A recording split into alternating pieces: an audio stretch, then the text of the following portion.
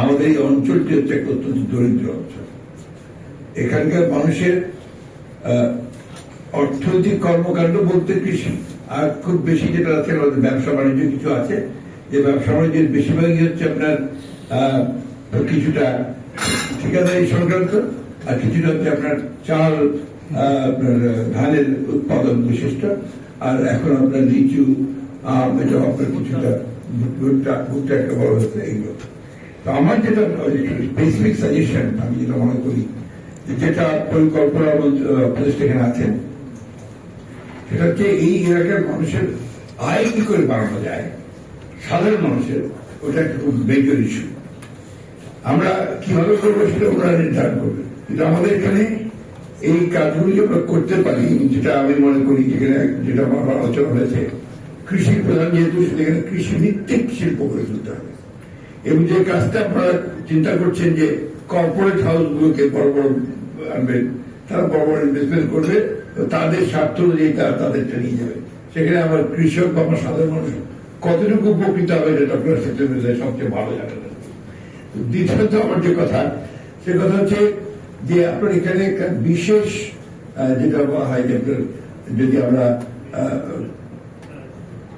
Banking সেক্টরে তাদেরকে সুদের ক্ষেত্রে যদি আপনার কমাতে না পারি, তাহলে এখানে আপনার বিনিয়োগ করা খুব কঠিন। কারণ এখানে সব যারা যতটুকু করেছেন এই একটা দিয়ে মার খেয়ে বসে গেছেন, শুয়ে গেছেন। এইটাকে আপনাদেরকে বিশেষভাবে বিশেষ এলাকার জন্য চিন্তা করতেই হবে। তৃতীয়ত যে কথাটা এসছে আমার ঠাকুরগার মানুষের প্রতি, মানুষের প্রতি আমার অভিযোগ, আমাদের এদিকে এলাকার মানুষ খুব ভীরু মানুষ, উদ্যোগ নিতে চায় না, কোন ঝুঁকি নিতে চায় না, ঝুঁকি বিমুখ। আমি শুধু একটা গল্প বলি আপনাদের। আমার বাবা অনেক পুরনো চেয়ারম্যান ছিলেন এই পৌরসভায়। তো উনি আপনার যখন পৌরসভার চেয়ারম্যান কিন্তু পরে উনি একটা মার্কেট তৈরি করলেন। মার্কেট তৈরি করে স্থানীয় লোকজনকে ডেকে বললেন যে তোমরা এই দোকানগুলো নাও। বলেন কি চেয়ারম্যান সাহেব, আমরা দোকানদারি করবো? তাদের নাই না, তাদের জমি আছে, ধান উৎপাদন করে খায় আর আমি ঘুমায়। তো এই যে আপনার বিমুখতা, এইসব আপনি এটা আপনাদেরকে পরিত্যাগ করতে হবে, আপনাদেরকে জেগে উঠতে হবে। নতুন পৃথিবী, নতুন সবকিছু আসছে। আর সবচেয়ে বড় জিনিস যেটা আপনি যেটা অনেক আলোচনা করেছেন, এখানে টেকনোলজি কিন্তু একদম নেই। আপনার এই লিচুর কথা বলছেন, আমের কথা বলছেন, জানি না তো যারা বিনিয়োগ করবে। আমি তো নিজে অনেকের সঙ্গে কথাবার্তা বলছি, তারা জানি না কিভাবে এটাকে প্রিজার্ভ করা যায়, কিভাবে করতে পারে, সেই ধরনের কোন টেকনোলজি জানা নাই। আর দুর্ভাগ্যের ব্যাপার হচ্ছে যে ইভেন আমাদের যারা কাজ করে এগুলোর উপরে, তারাও আপনার এগুলো এখন গ্রহণ করছে না, সেভাবে পারছে না।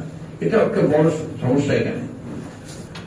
তৃতীয়ত যেটা আমি মনে করি সেটা হচ্ছে যে আমাদের আপনার যে পলিসি যেটা আপনারা তৈরি করবেন সাধারণ মানুষের সঙ্গে, আপনি কোঅপারেটিভ, আপনার সঙ্গে আমার আলাপ হয়েছিল এইগুলো আমাদের যে অতীত অভিজ্ঞতা, এই কোঅপারেটিভ গুলো বেশিরভাগই ফেল করেছে।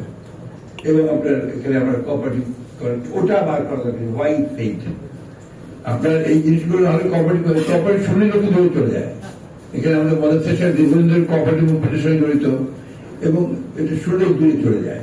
তো এই বিষয়গুলো আপনারা, আমার মনে হয় যে আপনারা যখন পরিকল্পনা করবেন, আলোচনা করবেন, এই আরো ডিটেলস আলোচনা করে এইগুলো বাছাই করা দরকার।